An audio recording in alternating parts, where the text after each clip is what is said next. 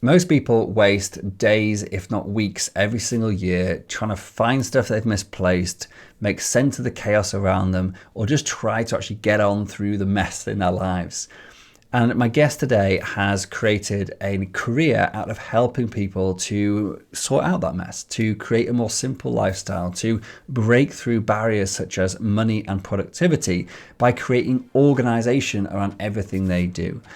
My guest is a renowned speaker, an entrepreneur, a writer, and the creator of the Streamlined solution. And if you are in any which way feeling disorganized in your life or your business and are looking for simple steps to actually create a more streamlined and organized existence, then check out today's episode. Enjoy.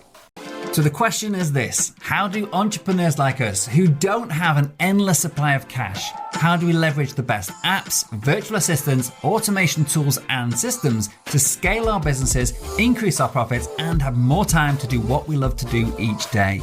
That is the question, and this podcast will give you the answer. My name's Dr. Steve Day and this is Systemize Your Success. Hello and welcome to Systemize Your Success. As always, I'm Dr. Steve Day, and today I'm joined by Miriam Ortiz Y Pino, who is a simplicity expert and money breakthrough business coach. She's also an entrepreneur, a writer, and the creator of the Streamlined solution. She works with entrepreneurs and other busy and creative people to craft environments to promote control, freedom, and wealth through organization. She holds certificates in workplace productivity, residential organizing, courageous coaching methods, fire starter sessions, sacred money archetypes, and money breakthrough business coaching. So it's with me absolute pleasure and quite excitement because I think I'm going to learn a lot from this interview that I invite you onto the show, Miriam. So welcome. Thanks for having me. Glad to be here. Yeah, cool. So as I said, I'm excited to have you on. We were just chatting beforehand, and I was saying that I love it when I get a guest on, which I think I'm actually going to learn a lot from. And I feel in so many parts of my life that I've become super systemized and super organized. But that's because that's my biggest challenge, that I am naturally a very disorganized and messy and just chaotic person. And so without that organization, I wouldn't get ahead in life. And so one thing I do believe as well is that our superpowers are born from overcoming the challenges that we face in life. And so I'm interested to know, what challenges were you facing that led you to choose to become, or just evolve to become, such an expert in organization, and why you chose to dedicate this big part of your life to helping other people become that too? Yeah, it's a combination of things. People aren't born organized, but some of us are born seeking order. So I was the kid that would line up my toys along the wall, like everything was lined up. But my mother is not organized, and she would read magazines and books and try something and set it up and then have a hard time maintaining it. And so because I liked order, I just kind of naturally started being the one that would follow around behind her and straighten and tidy. Um, and then as I got older and I realized I was always at the door waiting for the rest of my family to come do the thing we were going to do, and we were always late. I started looking at what's the connection there? Like what is it about me knowing where all my stuff is that lets us leave on time and everyone else is still struggling? So I kind of got into systems and like organization and what the steps to do that were, so that the parts that came naturally to me, I could then share with the family. It wasn't a horrible situation. It wasn't like a hoarder house or anything like that. It was just busy working family and the chaos of getting out the door in the morning kind of stuff. But I found my sweet spot. And so all the way through college and high school and college, I realized I could do more if I stayed organized. And anytime I'd let it slide, I wouldn't have time to do stuff, or I'd be scrambling. And I would help friends and family with their closets and their offices or their kitchens. And so when I became unemployable, because there's that day where you're like, why am I working for someone else? They don't know what's happening in their own business. I thought, oh, maybe I should just get paid for what I actually love doing. So Ah. that's how that happened. Yeah, no, and I resonate so much with that picture of basically having no time to do stuff because you're spending all your time trying to find your stuff. I mean, that's just like Yeah. roll back a few years and that was the story of my life. And as a result, as I've got older, I've become more and more organized and disciplined. And just by the Yeah. nature of necessity, having two kids now, running a Mhm. business, trying to have a social life, and all the rest of it, like there isn't time to spend 10 minutes looking for my keys on my phone. Like, Right. just a waste of It's life.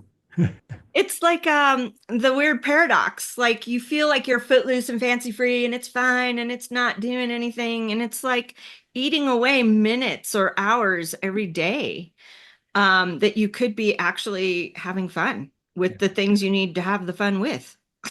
Totally. And I something I often talk about in my course and training, everything is that every 10 minutes a day that you waste doing stuff that you shouldn't be doing, that adds up to 40 hours a year in a given working year. And that's a long Hmm. time. It's a whole week of your life spent doing 10 minutes of something you shouldn't really need to do. So I think that Yeah. plays really well into this analogy as well. Yeah, and it's even worse than that because when you get distracted or interrupted looking for something, it takes on average 17 minutes to get back your focus. So you're actually losing half an hour. Totally. Okay. So now Yeah. we know what the problem is and Yeah. why you got there. I came in from a personal perspective. You came in from a helping family perspective. But we both got to the same sort of place of we need Hmm. organizational lives. But I know that, again, just before we came on, we were talking about that I live in the digital world primarily, and you live in the practical day-to-day world. Yeah. And so, thinking about that, what is it or what gets in the way of people being more productive and staying organized and ultimately making more money? Yeah, I find, well, there's a few things, but not understanding that a tool, whether it's a physical planner or a digital calendar or an AI tool or an automation tool, none of it matters if you don't understand the underlying system of what it's helping you do and why you're using it. So I have all these people that think, "Oh, I just need to find the right one." And it's like, "No, you need to use one for long enough to get efficient at it." And granted, there are ones that you'll use for a couple days and be like, "Oh yeah, no, this isn't for me. The UI is all mixed up." That's not right. But it's not the fault of the system per se. It's usually user error that you haven't developed the habit of using it. And so focusing on the habit before you and the criteria of what you need the tool to do before you pick it is going to save you so much time and energy in the long run. It's that upfront expenditure though of sitting down and, oh, well, I need one, but I don't want to figure out what I need. I'm going to let them tell me what I need. And then it never works. No, I'm smiling because when I started trying to get organized, when I left medicine and came back into business in 2016, 17, and Hmm. so 7 or 8 years ago now, and I remember going through a bunch of task management apps from one called Don't Forget the Milk, Hmm. Google Tasks, and I used all sorts of them until I actually did exactly what you just said. So it's really interesting to hear you Hmm. say that. Is I sat down. This is now a habit I have before I choose any software. And I sat down and said, okay, what do I actually want this thing to do? Like, Right. what are my actual needs above and beyond like just plucking stuff out of thin air, and then Hmm. going out and finding something that appears to meet that criteria. And then the other key thing you said there is then just sticking with it and not Yeah. chopping and changing and say, look, this might not be perfect, but being a Hmm. master at something imperfect is far better than being rubbish at lots of perfect things. So yeah, Yes, I love that because it's not about perfection. It's about done. It's like put it out there, iterate, figure it out next time, improve it. But yeah, there's so many tools and there's a new one every day or every hour. And half of them go out of business within a couple months anyway. So find one that's going to meet your criteria and stick with it as long as it's available. It saves all so, kinds of redecision time.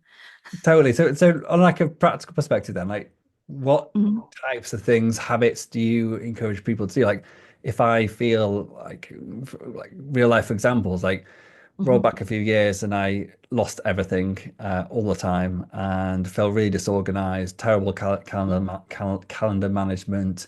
Uh, Mhm. like anything you can imagine, I just feel like my brain is quite a disorganized mess most of the time. And I say that's Mhm. why I have learned into systems. But if you met me a few years ago and I came to you and you said, look, I feel all over the place, like what are the practical things that you suggest that I would start with? Or obviously listeners can, this is the point, is to give people okay, this is step one, let's go. Like if people walked away today and they could take one nugget of gold from this, what would it be? Yeah, I think it's mostly about reverse engineering. What is your desired outcome? Like, if you're one of those people that just likes hunting for things all day long, maybe you don't need a system. But if your goal is to actually get out the door, okay, so there's some really specific and kind of silly examples, but they're perfect examples.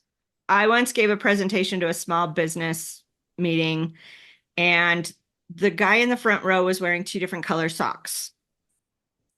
And before the meeting, I was like, may I use you as an example? I don't even know if this is what happened, but I'm going to use it as an example for my story.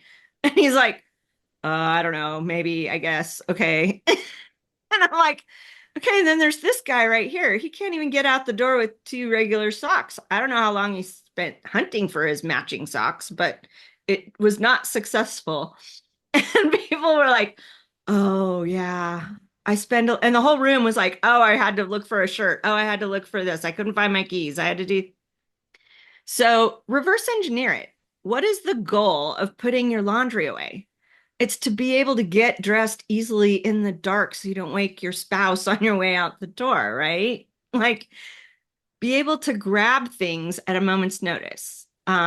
I found that most men keep their keys in their front pocket and then they get home and they put them on top of their dresser or their valet stand or whatever, and they never lose their keys. And women, it's like in a different pocket of every purse, jacket, sweater, car, counter. And it's like, we'll just pick your designated space and put them there, and then you won't lose them. But I change purses. Well, pick the pocket that appears in 98% of purses and use that one for your keys every time. So it's little things and then reverse engineering. Like, what's the outcome? What are the steps backwards that allow that to happen? Yeah, brilliant. I'm Yeah. again smiling. Literally, I was interviewing somebody yesterday, in fact, but it'll be probably Mhm. be last week for with podcast terms, and we were talking about, I can't remember how we got onto the subject, but it was about things that the steps I've taken. We were talking about ADHD and about some of the challenges Mhm. we have because of that, and the steps that I've taken over the years, really for the same solutions you talked about. I think I've taken it to one level more extreme. Is rather than putting my washing away, I just have the same color t-shirts. So I don't have any choice. And if I go into my cupboard and put my hand in and pull out a t-shirt, it's the same as every other t-shirt in there, Yeah. which is very boring. But No, it's freeing. it I completely, exactly. So I have this is like my speaking outfit, but most of my wardrobe is kind of a capsule wardrobe like that. But the ADHD, you didn't mention that when we started. So I have it too, but I didn't know I had it until I was in my 40s. all right. And I didn't realize that easily 80% of the weird, quirky things I do were coping mechanisms for the ADHD. And so I had that unique thing of I figured it out as a kid and didn't even know it. Um, but it's so important if you are neurodivergent and need support to get those coping tools in place or those mechanisms, whether it's a fidget or music. I mean, right now I have Solfuego frequencies playing over there. I have a swivel chair. My feet aren't even on the floor right now. Like I'm just moving around on the lower half. Dancing. Um, but I didn't know that those kinds of things were coping and allowing me to focus better. I set timers all day long. I do the Pomodoro technique all day long just to stay focused and oriented. I find it that one works really well for people that are not ADHD as well. Yeah, everything we talked about last week as well, like is relevant to here in that what the coping mechanisms that I've developed, and again, this is why I've learned into becoming a systems coach, because like I spent Mhm. my entire life, like not intentionally, but my entire life, similar to you by the sounds of it, of developing methods and strategies to become more organized and more efficient. Mhm. And like the fact that I felt I had to do it to cope doesn't mean Mhm. that these things aren't incredibly powerful for anybody.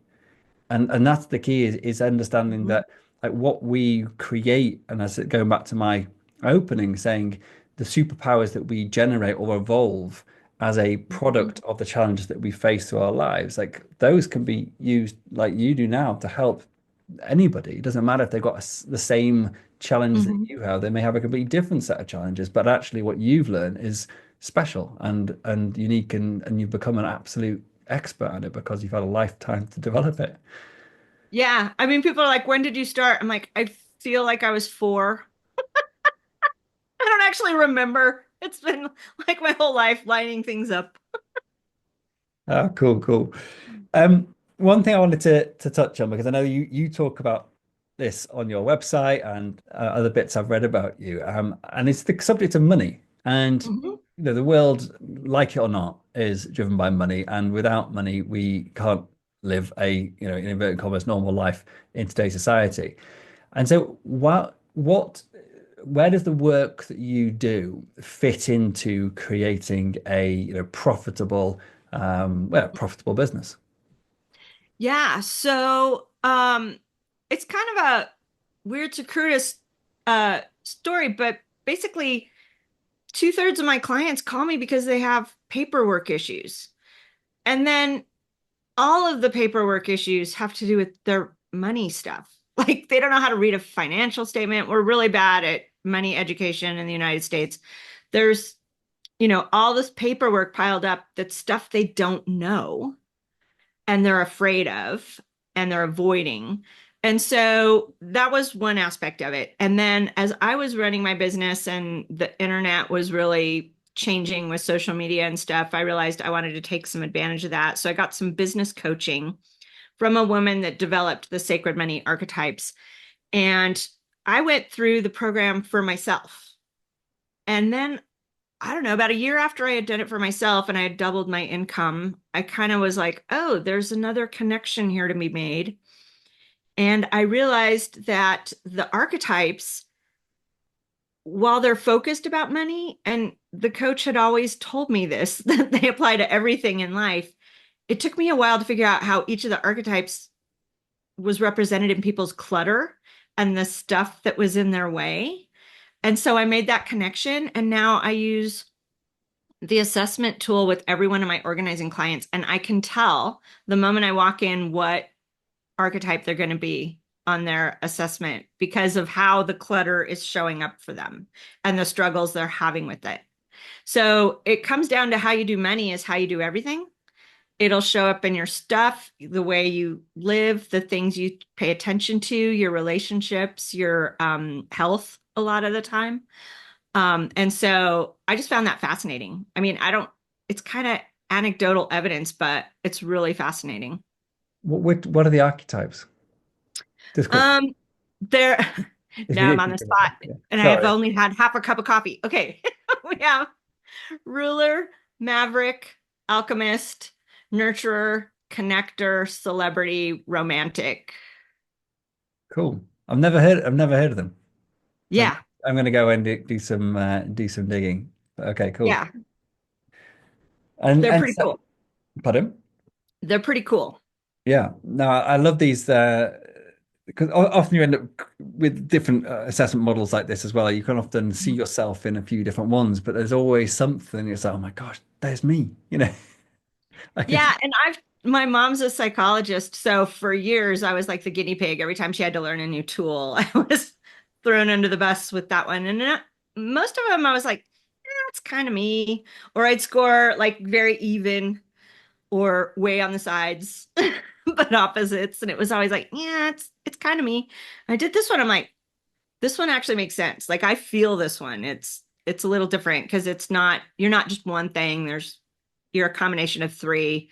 And so I don't know, it really resonated and it seems to have stuck. So, Going back to the big money question, because obviously having a yeah. profitable business is something we all aspire to if we run a business, I imagine. And so, other than getting your head around paperwork and things, what other organizational type things do you suggest that people do in order to make their business profitable? Um, well, I work mostly with solopreneurs or very small business owners. So it's really about creating the business you wanted and then creating the systems that help you do that as easily as possible. It's hardly ever about throwing more money or more people at a situation. It's about figuring out what the situation is in the first place and then solving it. And so I think that's one thing. And not just listening to how other people are making money, but understanding the framework of profit and expenses and income and pricing and all that is helpful for sure. I find these days a lot of coaches, especially in the online space, just like throw these random numbers. Like you can make $1 million. Okay, and then what? How? What are the steps? Well, this is what I did. And they leave out the 17 months of pre-work they did. And they leave out the 12 people they had to fire because they didn't have the right vision. Like there's so much that's just left out of that equation. So the bottom line is you're creating it yourself. There is no answer to that question. But you have to at least understand the the basics of income, expenses, and profit and loss to be able to make decisions. I don't know how it is in Europe and Scandinavia, but here we have so many people that underprice their services because they're worried about what people can pay instead of, well, what does it cost me to deliver the service? And then they're like, why don't I have any money? Or there's also a weird proportion of people that start businesses for the tax breaks and they don't care about making profit. And I find that really weird too. So Yeah. that question is kind of totally depends on the person and their situation, but it's what are you trying to create? And then reverse engineer it again. Yeah, I think it's a really good place to start with any business model. And it doesn't matter if you've got a business already, or you're just going to start a Mhm. business, because the business you've got already maybe isn't actually serving. And going back to your previous point about what is your end goal, like Right. why did you start the business in the first place? What is that, Mhm. the lifestyle or the balance that you're trying to get? And if Mhm. the business you are building now isn't actually going in that direction, then there's a time. This is maybe the time to reassess that. Yeah, I use a framework called the five essential business systems, and it's amazing how many people will just ignore whole swaths of business and then wonder why it doesn't work. So I think of it as money, marketing, people, deliverables, and inventory. And it works for any business, no matter the scale. Granted, it expands and contracts in various areas, but the number of people that start a business and then are unwilling to market, it's like it's not automatic. It takes a little work, or they're unwilling to do their bookkeeping. Okay, well, how do you know where you are? Um, so I find that really fascinating and an easy way of thinking about it, like a bigger 30,000 foot view of what a business should look like. And you got to pay attention to all the systems or, something's going to break. Yeah, look at it more holistically than just the stuff you really like doing. Exactly. Yeah, totally. All right, so if I'm convinced that Mhm. I need to get more organized and I'm going to go on this journey of becoming this super hyper organized person, the challenge that I know I faced over the years and still face now is the motivation. Is Mm. I can think this is a great idea. I can, my my way, probably my archetype, if going back to there, I don't know which one it is, but I'm great at doing things full pelt for a short period of time and then dropping off a cliff and doing something new, full pelt for a short place of time. And so, like, I'm relating. I'm yeah, relating to this. staying motivated on actually something which maybe not seen as the most, exciting part of your life right now, becoming more organized, and not getting distracted. Like, how do you encourage people to do that? Because I believe you, this is essential work, Mhm. but I also understand why people just put it off. So how do you help people with that? Yeah. So that's a really good point about the motivation is probably the biggest obstacle people have. They are waiting for this weird light bulb moment that's gonna make it easy. And they're mixing up the fact that it is easy with the fact that it's not always simple. So breaking it down into smaller chunks, but before that, connecting it with why are you doing it? What is that desired outcome? And this is a piece of that puzzle, and it gets you one step closer to achieving that. And why am I doing this? Oh, right. So I can get out the door on time. Oh, right. So I can have that presentation for that investor. Oh, right. So I can finish my book on time, whatever it is. That can help. But also, I feel like people think of it as it has to happen all at once in the exact same moment. That's not how it works. It's do this one drawer, do this one area of your desk, do this one notebook, this one computer file. What's one improvement you can make so it's better tomorrow? And you build on that because the perfect system doesn't come voila out of a box. It's created over time and your interaction with it. And so just one little piece at a time. And then it's done. I mean, there's maintenance, but you don't ever have to be like, oh my God, I have to do the whole thing over again. It's Yeah, more, oh, I got to go straighten it up, tweak it a little bit over here and there. it's the same way we approach any business system, where, whether it's internal or helping Mhm. clients with. It's like one method that I've adapted and adopted into our frameworks is agile project management from Yes. software development. And the big difference between that and for the geeks around the waterfall method, etc., going back in the day, is that it's done in sprints. So you Right. have short bursts of intensive focus to get to the next milestone.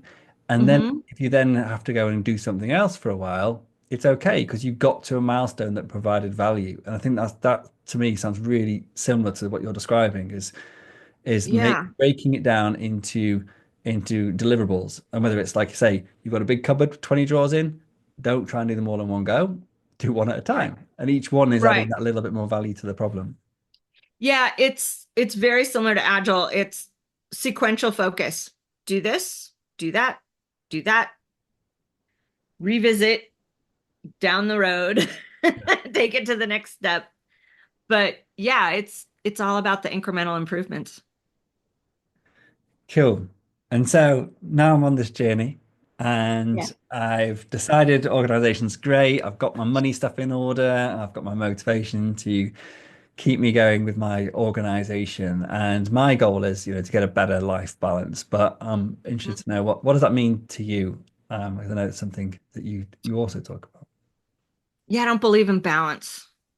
It is much more of an interconnected situation for me. So I try to align my interests and my gifts and my talents with how I live and how I work. So I get enjoyment from my work, and sometimes I'm working during my life, but it's all in service of being me. And so that helps a lot. And realizing that and the connection between the necessary time off to be successful in your business.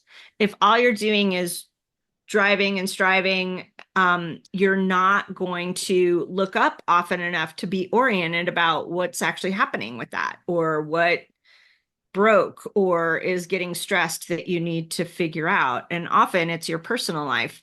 So taking that time off to percolate, to marinate, whatever word you want to use, allows you to come back to work fresh and be more efficient and effective in your work. So I'm hearing that it's not about trying to get a work-life balance, as in work less, like live more. It's about integrating joy into all aspects of it and making the whole actually what's important rather than one or the other. Yes. I kind of think of it as how do you create a life well lived where you have space for the people and the experiences and the ideas in your life? And how does being super organized fit into all making that happen? Because you're not spending so much time. I mean, it automatically is giving you a little more time because you're not looking for things. A lot of the systems are kind of automated, but it also keeps you from panicking when something happens.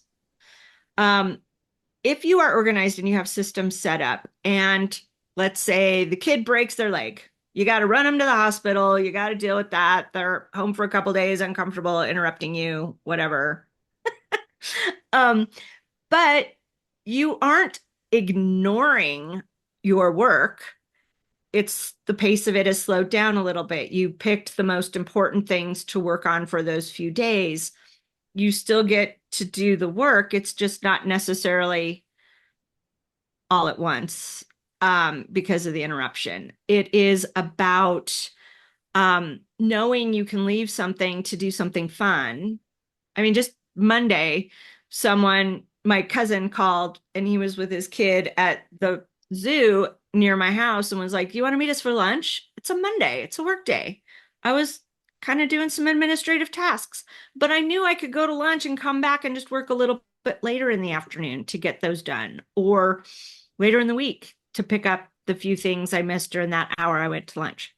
So it's really about just being able to make the choices and know the things that have to get done will still get done. I love this. I resonate with this massively. A lot of what my life in recent years has been about crafting that space to allow this type of Mm-hmm. or freedom in choice to happen. And so, for example, one of the things that I do is I have no work scheduled on Mondays or Fridays. That Right, doesn't mean I don't work. It just means there is nothing booked. So I never have a meeting. So if you try to get a meeting with me on Monday or Friday, you'll be disappointed. right. And that gives me the huge flexibility because when stuff, Yeah. especially when you've got young kids, like my kids are probably one of them will be off school at least once a month. Yeah. And that means, 4 or 5 days, like you say, I'm on 50% productivity. And so if it used to be my old life of working 10, 12 more hours a day, non-stop, Mm-hmm. continually fighting deadlines, then that becomes a real problem. Whereas by shifting the goalposts a bit and actually like scheduling in these days which can be adaptable, like that for me has made Mm-hmm. a huge, huge difference. It really does. I always schedule one day that's just administrative stuff. If there are any meetings, they're very flexible meetings, like with my team or something. Um, and I always schedule one like 90-minute catch-up session to just grab any of the messages or the quick tasks that kind of slip through the cracks. But when we think about it and we really evaluate what we're spending our time on, 70% of it is busy work. Doesn't need to happen at all. My favorite thing is to have people write a giant, master to-do list and then cross out as many things as possible. And they look at me like, but I have to do them. And I'm like, do you? What what happens when you don't do it? Nothing. Okay, so you don't have to do it. And it's just a different perspective to look at all the stuff that ends up on your list. Yeah. Again, I resonate with that hugely as I used to be a big list person. And Yeah. and now I'm just a what's the next thing that I need to work on person. And that's a Yeah, huge mindset shift for many people. I know it took me years it is. of yeah, stopping worrying about the someday maybe stuff. Yeah, Um, I mean, you still kind of have it because it crossed your mind and it's interesting on some level, or you wouldn't have thought about it in the first place. But you put a pin in it and you put it out of the way so it's not distracting you on a daily basis. All right. So with that in mind, how do you decide what you spend your time on each day? I'm the same as you. Like, what has to be done next? What's the three most important things I have to get done today? Um, and then I use my five essential systems framework. So I always do money, marketing, and people every day. I mean, and literally the money is just recording how much money I made the day before, tracking that. And then a couple times a month I do the full books. But I do some sort of outreach or marketing every single day, and I return and reply to emails and phone calls and inquiries in as close to real time as possible. Um, and then the others are more creative time. So I try to schedule a chunk of creative time every day, sometimes better at it than others. But yeah, it just in terms of touching base on all the things to see that they're not falling through the cracks. Yeah. Having a system to make sure you're not neglecting parts of your life or your business by the sounds of it. Yeah, Yeah. I think exactly. I could definitely do with a bit more of that. As I said, I'm very good at focusing on what I'm good at focusing on. And Mm-hmm. I think that that also leads to some areas being neglected sometimes, which is why I hire people to help me. Mm-hmm. And because I know that in my life, if I didn't have someone doing the stuff that I really just avoid, it wouldn't Mm-hmm. get done. Well, Why do you hire people? why that? I actually have a bookkeeper. I mean, I touch base with her a couple times a month, but she does the back end stuff. I pay just enough attention to know if I have to adjust stuff. Um, Not that I don't love money, but I can go down the rabbit hole and I either get super intense about it or I ignore it for weeks. So just having someone to help me with that consistency and the marketing as well. So parts of my marketing are very automated. I use a posting tool for social media. I have at various points been very good about regularly scheduling blog posts and reels and things like that. Right now, I seem to be in a I don't want to do the content part of it at all. So um, I have some backup things when I'm in one of those modes where I'm not very creative, that I have a virtual assistant that can help me pull something together to post. Um, and yeah, I'm a terrible graphic designer. So I have a background in art history, so I know really well what I want. I can't make it happen. It's crooked, it's off, there's two extra layers, whatever. I'm terrible with those kinds of creative tools. So I hire that out. And my website, while I can do it, it takes forever. So I have a website person, an SEO person. That way I can write the content when I'm in the mood and deliver the content when I'm not. Yeah, totally. I mean, that's one of the reasons I actually launched this podcast was because my uh, marketing or content creation was Mm-hmm. so sporadic. It was just basically whatever mood I was in that week or that month, depending Right. on if it was 10 posts a day or one post a month. And Mm-hmm. there was nothing in between. Yeah. And so yeah, by forcing myself to create a show that was a regular weekly thing Mm-hmm. on a cadence which I committed to, then I was forced to actually do something about it. And when I realized there's no way that I was going to keep this up unless I actually systemize the hell out of it and get someone to do it all for Right. me. And that was for And me, the mm-hmm. what allowed me to then now we've just done 200 episodes, Oh, and fantastic. we've never missed a week. And there's no Yeah. way I could have done that without actually having support for And all the reasons that you just said. and now that you've done it, I mean, I was very impressed with your automation. The number of reminders and when they arrived for me was spot on.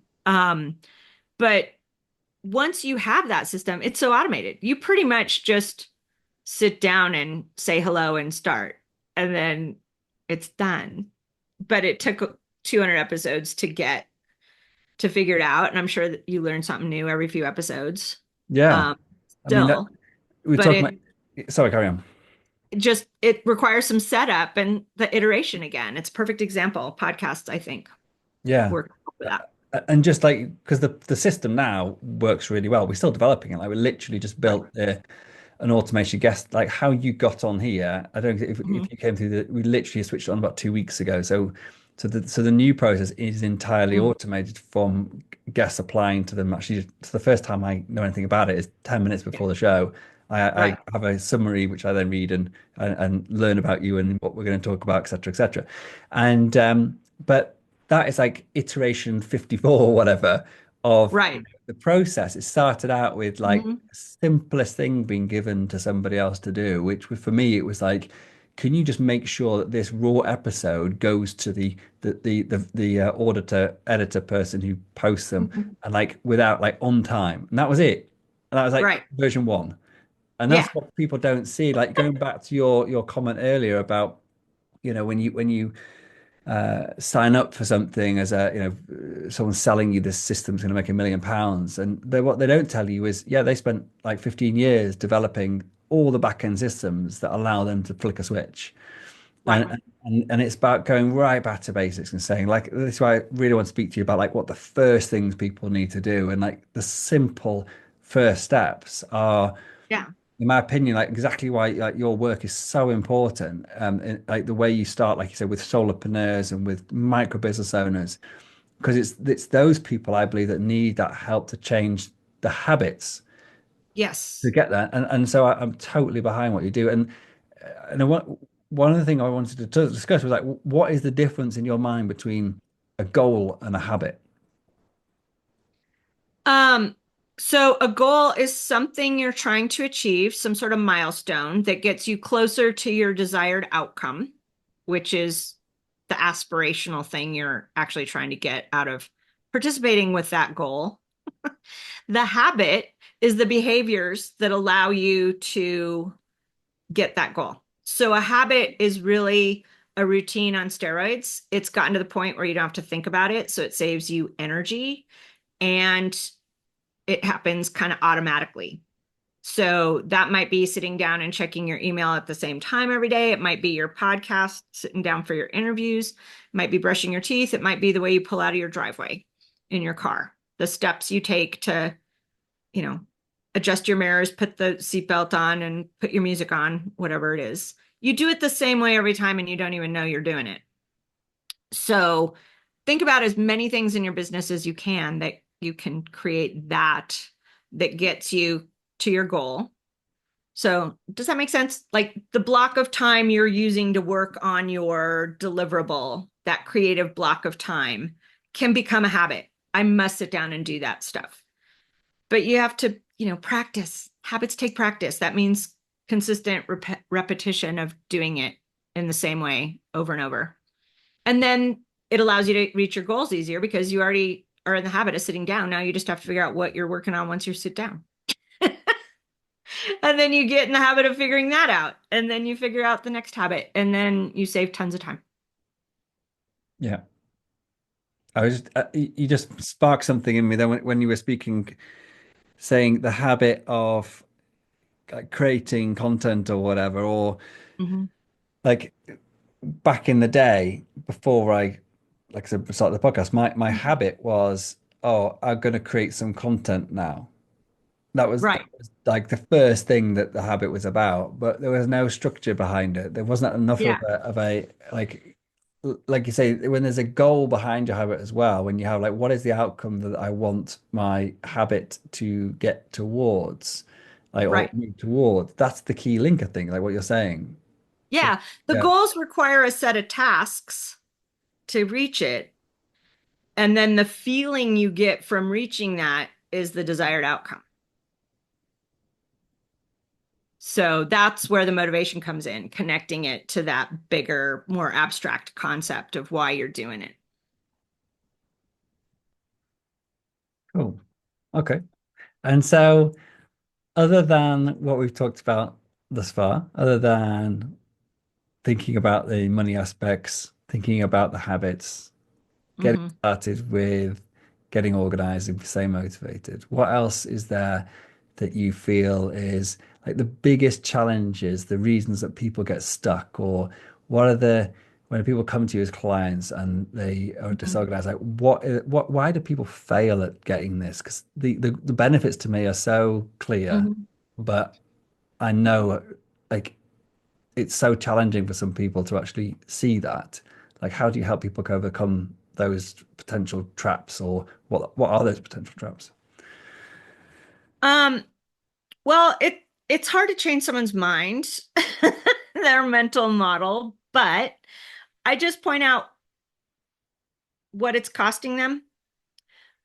Sometimes I have them take a picture of what their space looks like because when you're in it, it seems normal, but when you see the picture of it, it's like all of a sudden it's like, oh, wow. I didn't notice that. Um, but really the main thing is not making that connection that you have to develop the habit. So they'll set, even if they get organized in some way, let's say they organize their desk drawer, but they don't actually put the things away right. And then in 2 weeks, it's a mess again. And then they think it didn't work, or they think they are bad because and incapable because it didn't work. They don't realize that there's an actual physical, spatial thing, there's a behavioral thing, and there's a practice it till it's a habit. And you don't beat yourself up, you just start again. You begin again every time you fail until it becomes a habit. And then you can be like, oh, I can do it. But it takes time. Good. On that note, I'm going to go away and tidy my office. All right. Oh, fantastic. Miriam, when if people want to find out more about you, what you do, and how you can help them, where's the best place for them to come and find you or any resources you've got available? Yeah, go to morethanorganized.net. I have several free offers and resources on there, and there's all the different ways I can work with people, and it has all the links to my social. I use my website as the hub to for everything. So That's more, that's the best. is it more than organized.net? One word. Yes. Yeah. Yes. Brill. Thank you. Before you go though, I do have a couple of signature questions to ask you. Very simple, not challenging, I promise. First of all, give us a couple of your favorite apps or browser plugins, things that you couldn't live without. One password. Um, I don't know if I have another plugin that I use all the time, but I do group my tabs. Yeah, in Google Chrome. Yeah. Yeah, Or Safari. I can do it in Safari too, but I typically use Google just because it works with everything. And I have a couple of software things that while they work with Safari, they're cranky. I agree. I agree. Cool. And who else do you think might be a great guest on this podcast? Oh, oh, oh. Come back to you if you like. You could have me back. Yeah, there you go. We'll come back for round two. No problem at all. Good answer. Oh, The title of this uh, podcast is Systemize Your Success. But what does success mean to you? whatever you want it to be. I think it needs to come from yourself. What is you get to define it yourself. And what is it for you? For me, it's living a simple, exquisite life. I like it. Short, Yeah. succinct, to the point. And lastly, do you believe you can systemize your success?